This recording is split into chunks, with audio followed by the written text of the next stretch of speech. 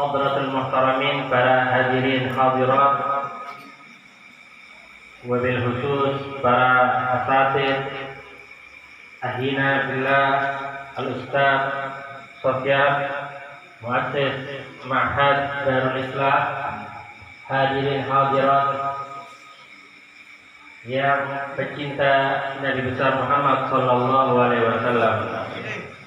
Alhamdulillah, barusan saja kita membacakan maulid Nabi besar Muhammad sallallahu alaihi wasallam yang dikarang oleh Al-Habib Ali bin Muhammad Al-Habsyi, yang mana Al-Habib Ali bin Muhammad Al-Habsyi mengatakan wala syakka annahu sallallahu alaihi wasallam yahduru inda qiraatihi, dan pasti tidak ragu lagi bahwa Nabi Muhammad SAW itu yahdur, hadir ketika dibacakannya maulid Habsyi ini, yang mana Habib Ali bin Muhammad Habsyi beliau mengimla, mendiktekan daripada maulid Habsyi ini, sehingga turun temurun memiliki sir tersendiri daripada maulid karangannya Habib Ali bin Muhammad Al-Habsyi ini.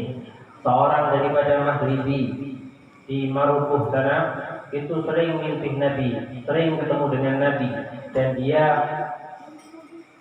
tanya ketika bermimpi di suatu malam, ya Sayyidi ya Rasulullah, man ahabun nasi ilaik, wahai Nabi Muhammad, siapakah orang yang paling engkau cintai di zaman ini? Katanya Nabi, ahabun nasi ilaik Ali bin Muhammad Al-Habsyi, orang yang paling saya cintai adalah Ali bin Muhammad Al-Habsyi. Maka di malam yang berikutnya, orang Maghribi ini, wali dari Maroko ini, mimpi lagi dia, ya Sayyidi ya Rasulullah, man ahabun nas ilaik, wahai Nabi Muhammad, siapakah orang yang paling engkau cintai?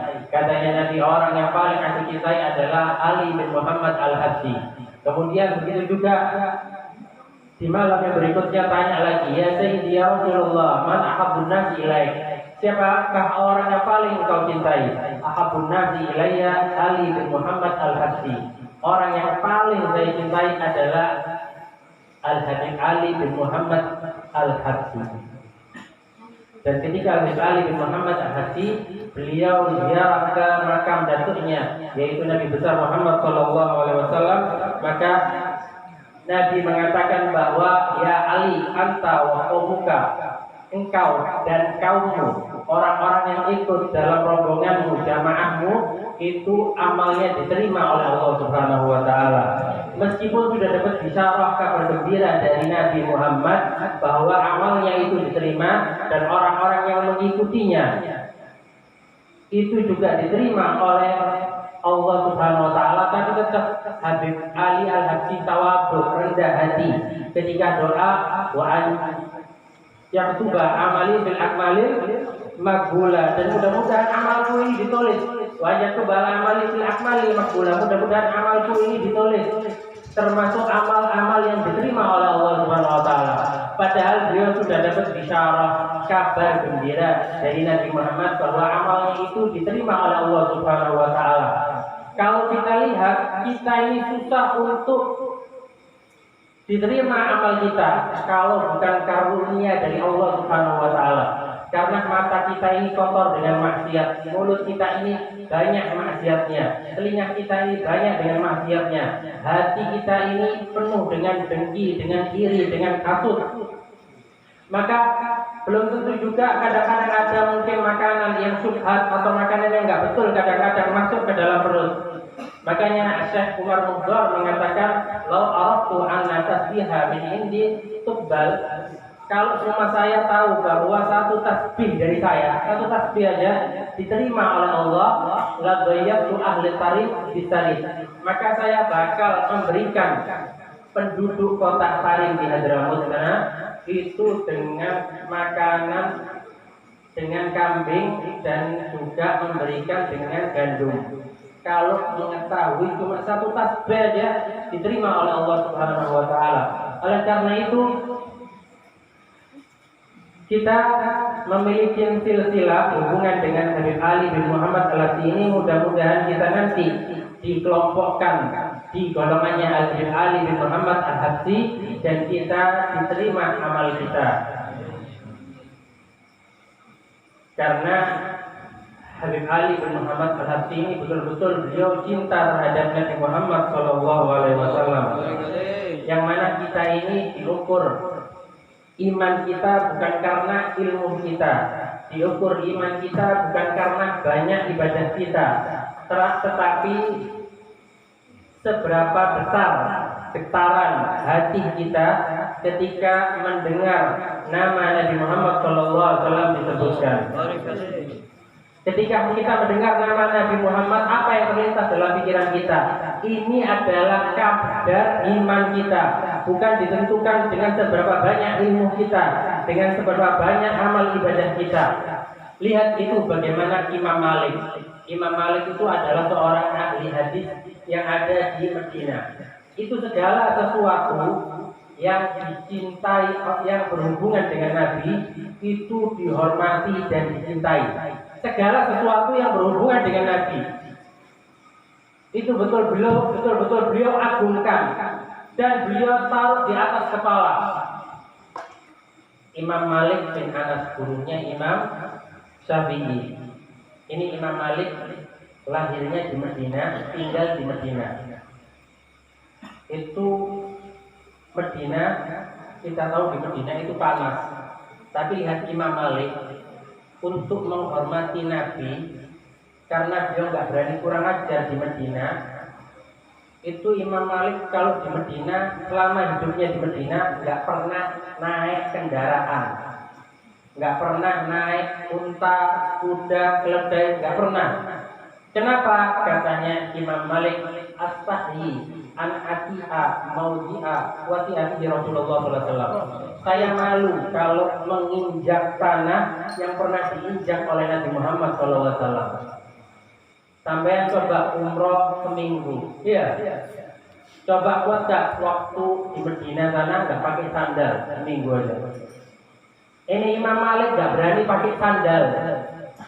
Imam Malik nggak berani pakai kendaraan. Bukan hanya itu, waktu Imam Malik baca hadis, tengah-tengah ngajar, maka beliau tiba-tiba pingsan. Kemudian ketika dibuka, ternyata ada di bajunya ini ada gigitan kalajengking. Ada kalajengking menggigit beliau, ditemukan ada 7 gigitan kalajengking. Maka muridnya tanya, wahai Imam Malik, kenapa kok nggak berhenti waktu gigitan yang pertama? Kok gigitan kedua masih tetap, gigitan ketiga sampai gigitan ke-7 baru nggak kuat Imam Malik, pingsan beliau. Kenapa? Karena katanya beliau, astahyi an aqta'a hadis Rasulullah SAW. Saya malu kalau tengah-tengah membaca hadisnya Nabi, saya ini potong, belum selesai saya berhenti, ini saya malu. Saya nggak adab dengan Nabi Muhammad SAW. Kotaknya betul-betul dihormati, hadisnya betul-betul dihormati. Masjidnya, ketika beliau di Masjid Nabawi, maka beliau ketika mengajar hadis itu beliau mengatakan bahwa tidak mengatakan bahwa Rasulullah SAW ketika membawa hadis. Berkata Nabi Muhammad, enggak, bahwa Rasulullah hadhil hujratus syarifah. Berkata yang memiliki Hujratus Syarifah ini. Dan ketika ada orang akan tanya, maka Imam Malik balik tanya, sampai di sini mau tanya apa? Oh, saya mau tanya hadis atau mau tanya fikih? Saya mau tanya hadis. Maka Imam Malik mandi, pakai wangi-wangian, pakai pakaian yang bagus, kemudian beliau menjelaskan hadis seakan-akan Nabi Muhammad itu hadir di depannya. Jadi kotanya dihormati, hadisnya dihormati, masjidnya dihormati. Begitu juga dengan keluarganya Nabi. Imam Malik sangat amat menghormati keluarganya Nabi Muhammad SAW. Sampai-sampai diceritakan bahwa ketika terjadi perselisihan antara beliau Imam Malik dengan Khalifah Abbasiyah, waktu dinasti Abbasiyah, dan kita tahu dinasti Abbasiyah ini bersumber daripada Abdullah bin Abbas, yaitu sepupunya Nabi Muhammad. Ini masih masuk kategori dalam alun Nabi, bukan dzurriyyah Nabi. Masih masuk alunnya Nabi, ya, bukan dzurriyyahnya Nabi, bukan keturunannya Nabi, tapi masuk alun Nabi. Sebagaimana katanya Imam Syafi'i bahwa alun Nabi hum Banu Hashim wa Banu Muthalib. Alun Nabi itu adalah Bani Hashim dan Banu Muthalib. Nah, ini bukan dzurriyyah, bukan keturunan, tapi keluarganya Nabi. Masih di bawahnya turunannya Nabi ini, apalagi kalau turunan. Ini waktu beliau berselisih dengan Abbasiyah, waktu Khalifah Abbasiyah ini berkuasa, dipanggil Imam Malik. Entah kalau nggak salah beliau disuruh jadi hakim, beliau nggak mau, maka diancam. Kemudian Imam Malik itu dicambuk. Bayangkan, seorang imam besar dicambuk berkali-kali. Puluhan kali Imam Malik dicambuk. Ini seorang ustadz besar, kiai besar, guru besar, cambuk. Setelah itu keluar dari penjara tempat pencambukan, digandeng dengan muridnya, dengan teman-temannya. Apa katanya beliau? Apakah beliau mencaci maki alun Nabi? Enggak, katanya beliau, ishadu, saksikanlah, ma waqa'at darba sautin, tidaklah jatuh cambuk di punggungku kecuali saya langsung maafkan dia. Bukan waktu keluar dari tempat pencambukan baru dimaafkan, enggak. Setiap kali dipukul, blok satu pukulan gini, langsung beliau maafkan. Dipukul lagi, langsung beliau maafkan. Kenapa? Katanya Imam Malik, li qarabatihi Rasulullah SAW. Karena ini masih kerabatnya Nabi. Ini masih kerabatnya Nabi. Lihat bagaimana Imam Malik. Beliau bukan memaafkan setelah lewat 1 tahun, setelah lewat setengah tahun, tapi ketika satu pukulan cambuk dipukul ke punggung beliau, langsung beliau maafkan. Dipukul lagi, langsung beliau maafkan lagi. Selesai pukulan terakhir, beliau maafkan lagi. Kenapa? Liqorobati Rasulullah SAW. Bukan karena keturunan Nabi, masih ada kerabat dengan Nabi Muhammad SAW. Nah, itu amalannya Imam Malik. Sekarang hasilnya gimana? Hasilnya katanya Imam Malik, nabitu lailatan illa wa ra'aitu nabiyya sallallahu alaihi wasallam. Saya setiap malamnya mimpi Nabi Muhammad sallallahu alaihi wasallam. Setiap malam, Pak. Setiap malam, Bu. Bukan seminggu sekali, bukan sebulan sekali, bukan setahun sekali, bukan seumur hidup sekali, tapi setiap malam beliau mimpi Nabi Muhammad SAW. Oleh karena itu, sebagaimana dikatakan dalam hadis, man ra'ani fil manam fasayrani fil yaqظah. Orang yang pernah mimpi saya, maka nanti bakal ketemu dengan saya secara sadar. Bakal ketemu dengan saya secara sadar. Apa maksudnya ketemu dengan saya secara sadar? Ulama beda pendapat. Ada yang mengatakan nanti ketemu sadar di akhirat. Ada juga yang mengatakan nanti ketemu sadar di alam barzakh. Ada juga yang mengatakan bahwa ulama sufia bahwa nanti dia ketika akan meninggal, belum keluar dari dunia ini, dia bakal ketemu Nabi secara sadar. Ketika di akhir hayatnya, Nabi akan ketemu dia dengan cara sadar. Ini adalah berkat orang yang mimpi Nabi Muhammad SAW. Oleh karena itu, kita lihat diri kita, bagaimana kita mengikuti sunnahnya Nabi, mengikuti ajarannya Nabi, mengikuti perintahnya Nabi. kita lihat dalam diri kita. Karena berkatnya Nabi Muhammad Shallallahu Alaihi Wasallam, ini ajarannya semua masuk ke dalam dunia ini sampai ke dalam pelosok-pelosok. Karena ajarannya Nabi Muhammad ada istri mematuhi suaminya. Karena ajarannya Nabi murid patuh kepada gurunya. Karena ajarannya Nabi tetangga itu berbuat baik kepada tetangganya. Karena ajarannya Nabi seorang anak berbakti kepada kedua orang tuanya. Seorang anak itu beradab dengan kedua orang tuanya. Kenapa? Karena Nabi Muhammad SAW. Coba kalau bukan karena ajarannya Nabi. Kalau seumpama anak-anak kita mau berangkat sekolah, biasanya cium tangan, salaman, iya. Kalau di Eropa mana di Barat nggak ada namanya cium tangan mau berangkat sekolah. Bahkan di Hong Kong itu orang tua kalau sudah berumur tua 60 tahun, 70 tahun sudah sakit dia, maka ahli warisnya keluarganya itu baik anaknya atau keluarganya tanda tangan. Supaya apa? Supaya disuntik mati. Disuntik mati keluarganya. Ibunya tanda tangan untuk disuntik mati. Ini berarti membunuh. Coba dalam Islam, kalau selama hidup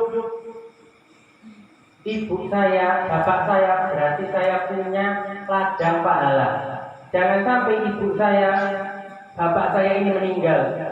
Kalau kita punya kedua orang tua, jangan disia-siakan. Manfaatkanlah dengan sebaik-baiknya. Kadang-kadang orang tua kita ini keluar, pergi, jauh, kerja, capek dia, terus masuk rumah, tapi masih sempat senyum, tapi senyumnya palsu. Kadang-kadang kerja di luar, tapi ketika masuk rumah masih sempat bercanda, tapi bercandanya palsu. Kenapa? Karena hanya untuk menyenangkan hati kita, hati anaknya. Kadang-kadang kita berangkat umroh, tujuannya untuk melihat Ka'bah. Padahal memandang ibu itu pahalanya lebih besar daripada memandang Ka'bah. Man nadhara ila ummihi nadhara rahmah, kana lahu hajjah umrah maqbul mabrur. Orang yang memandang ibunya dengan pandangan kasih sayang, bukan dengan pandangan marah, dengan pandangan kasih sayang, maka ditulis baginya pahala haji dan umroh yang makbul, yang diterima. Maka sahabat tanya, wa in ra'a fil yawmi amarah. Ya Rasulullah, gimana kalau melihat setiap harinya 100 kali? Wa in ra'a fil yawmi al-marah. Meskipun katanya Nabi, sehari melihatnya 100.000 kali. Fa innallaha atyab wa aktsar. Karena Allah itu maha besar anugerahnya. Kadang-kadang kita berangkat ke Haramain, kita berangkat umroh, tujuannya untuk mencium Hajar Aswad. Padahal mencium keningnya ibu itu lebih mulia daripada mencium Hajar Aswad. Man qabbala baina ainai ummihi kana lahu bida'an minan nar. Orang yang mencium di keningnya ibunya itu, maka kana bida'an minan nar, itu sebagai pembebas dari api neraka. Oleh karena itu, ini berkat apa? Berkat ajarannya Nabi Muhammad SAW. Seorang anak berbakti kepada ibunya, kepada bapaknya lewat ajarannya Nabi Muhammad SAW. Oleh karena itu, kita didik anak kita supaya mengikuti ajarannya Nabi Muhammad SAW. Jangan sampai kita tidur kecuali bersolawat kepada Nabi, dan kita jadikan malam itu sebagai malam kita bisa bermimpi ketemu dengan Nabi Muhammad SAW. Lihat bagaimana Imam Syekh Bur'i. Syekh Bur'i ini, Syekh Abdurrahim Al-Bur'i, ini adalah seorang ahli syair. orang yang sangat cinta terhadap Nabi. Kalau disebutkan namanya Nabi, kalau dia mendengar namanya Nabi, itu kadang-kadang beliau nangis, kadang-kadang bergetar beliau, sampai kadang-kadang pingsan. Beliau berumur 120 tahun, hajinya sekitar 90 kali. Hajinya berapa kali? 90 kali. Umurnya 120 tahun. Tapi anehnya selama haji belum bisa masuk Madinah, belum pernah ziarah Nabi. Kenapa? Gak mau ziarah? Enggak. Anti ziarah? Enggak. Itu Syekh Bur'i ketika selesai haji, ketika beliau menuju kota Madinah, itu makin dekat dengan kota Madinah, makin gemetar beliau. Gak kuat beliau. Makin dekat, makin gemetar lagi. Makin dekat, ketika sudah melihat pagar kota Madinah, pingsan beliau. Maka dibawa lagi, digotong sama muridnya, kembali lagi dia. Di tahun berikutnya begitu lagi, gak kuat beliau melihat kota Madinah aja gak kuat, apalagi melihat makamnya Nabi. Melihat kota Madinah aja gak kuat. Ketika mendekati kota Madinah, berangkat lagi, makin dekat makin gemetar beliau, nangis beliau, pingsan, dibawa lagi. Dan di tahun terakhir beliau haji. Di tahun terakhir beliau haji, orang-orang mulutnya bingung, waduh, ini gimana caranya supaya saya begini bisa masuk kota Madinah? Ya udah, kita bikinkan peti aja. Kita masukkan ke dalam peti. Terus sebudi ini nanti kita gotong supaya sebudi ini nggak tahu kalau beliau ini sudah tahu-tahu sudah masuk dalam kota Madinah. Kita gotong, kita masukkan peti. Akhirnya digotong, dimasukkan peti ya. Kasih udara ya. Nah, waktu digotong seperti kotak ini, itu beliau sudah dekat, kerasa sudah. Maka ketika sudah dekat dengan kota Madinah, beliau merasa, maka beliau kaget dan bergetar sampai pingsan dan meninggal. Maka beliau meninggal, kemudian dimakamkan di dekat kota Madinah, di luar kota Madinah. Bayangkan kira-kira haji 90 kali belum bisa masuk kota Madinah. Masuk kota Madinah beliau nggak mampu, apalagi masuk ke dalam Hujratus Syarifah, makamnya Nabi Muhammad. Bahkan dikatakan, katanya ulama, kalau beliau berhasil masuk kota Madinah, la kharajan Nabi min qabri. Bakal Nabi itu keluar dari kuburannya, wastaqbalahu, dan bakal menyambut Syekh Bur'i ini. Sekarang coba kita bandingkan dengan kita. Kadang-kadang ada orang berangkat umroh di kota Madinah, masih asik main HP, masih asik nonton TV. Dilihat biasa aja makamnya Nabi, gak ada kecintaan, getaran, cinta dalam artinya dan kepada Nabi gak ada. Tapi lihat Syekh Bur'i ini, betul-betul cinta terhadap Nabi. Oleh karena itu mudah-mudahan kita yang semua hadir ini dijadikan orang-orang yang betul-betul cinta terhadap Nabi, sehingga nanti meninggal dikumpulkan dengan Nabi Muhammad SAW. Kurang lebihnya saya mohon maaf. Wassalamualaikum warahmatullahi wabarakatuh.